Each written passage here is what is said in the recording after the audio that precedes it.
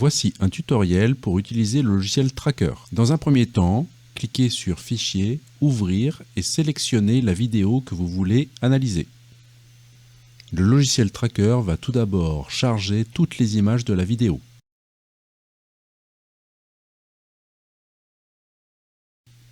Pour pouvoir utiliser la vidéo, il va falloir rajouter un certain nombre d'informations. Cliquez d'abord sur l'icône ruban avec rapporteur d'angle et choisissez Nouveau bâton de calibration. Déplacez le bâton de calibration sur un objet dont vous connaissez la longueur.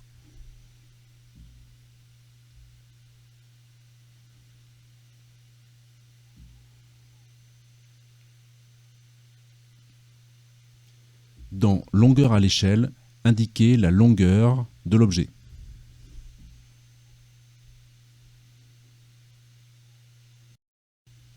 Cliquez sur l'icône Afficher ou masquer le système d'axe et placez-le sur le point que vous allez suivre.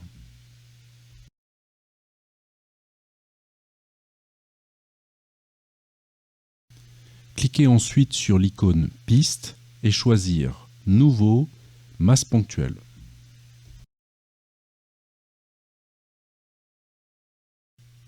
Cliquez ensuite sur l'outil de repérage.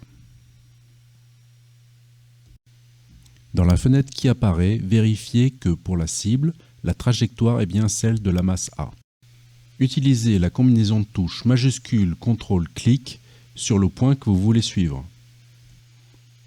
Changez la taille du cercle et du rectangle pour que le gabarit corresponde à la zone que vous voulez suivre.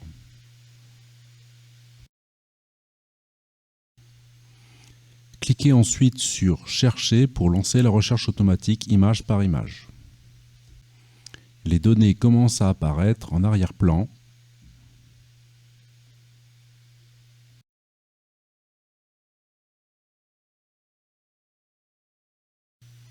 Les deux curseurs noirs en dessous de la barre de défilement indiquent le début et la fin de la zone de recherche.